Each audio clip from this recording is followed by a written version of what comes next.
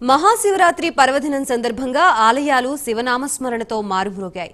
శివుని దర్శనం కోసం తెల్లవారుజాము నుంచే భక్తులు ఆలయాల వద్ద బారులు తీరారు.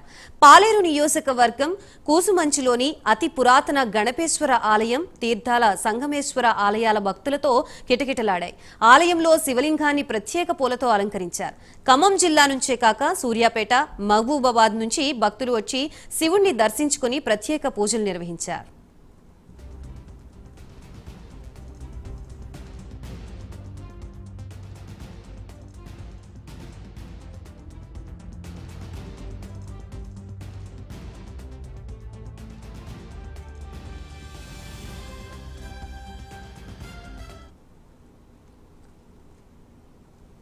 మహాశివరాత్రి సందర్భంగా నెల్లూరు జిల్లా కలిగిరి మండలం అగ్రహారం గ్రామంలో వెలిసిన కాలభైరవ స్వామి ఉత్సవాల్ని ఘనంగా నిర్వహిస్తున్నారు. దక్షిణ భారతదేశంలోని 5 మండపాలు కలిగిన ఏకశిలా విగ్రహంగా కాలభైరవ స్వామి విరాజిల్లుతున్నారు. మహాశివరాత్రి పర్వదినం సందర్భంగా భక్తులు భారీగా తరలివస్తున్నారు. తమ కోరిన కోరికలు తీర్చే మహాశివునిగా ఇక్కడ పరిసర ప్రాంత ప్రజలు కాలభైరవుని పూజిస్తారు.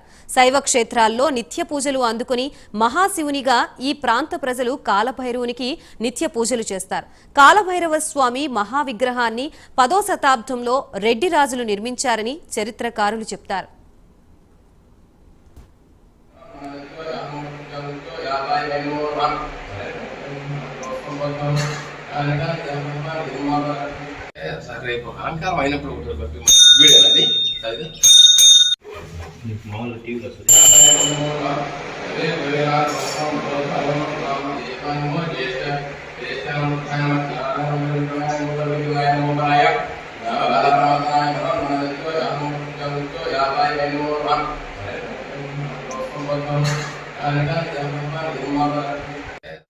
ఇక్కడ ఉత్తర భారతదేశంలో ఉండేటటువంటి కాలభైరవ స్వామికి ఏ విధంగా ప్రతిష్ట ఉన్నదో అదే విధంగా మన దక్షిణ భారతదేశంలో ఉండే కాలభైరవ స్వామికి అదే విధంగా ఉన్నది.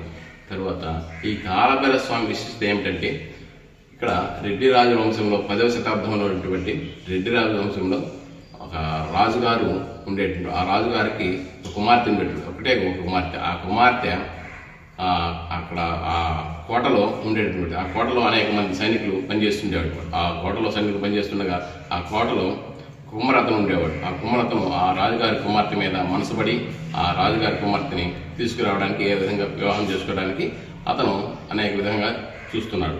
తర్వాత అక్కడ చేసుకుంటే ఆ రాజుగారికి ఇబ్బంది అవుతుందని, ఆ రాజుగారు ఏమైనా చేస్తాడనే ఉద్దేశంతో ఆ రాజుగారి కుమార్తెను తీసుకొని మారు వేషంలో ఆ కోటల నుంచి బయటికి బయలుదేరి రాత్రిపూట బయటికి రావడం.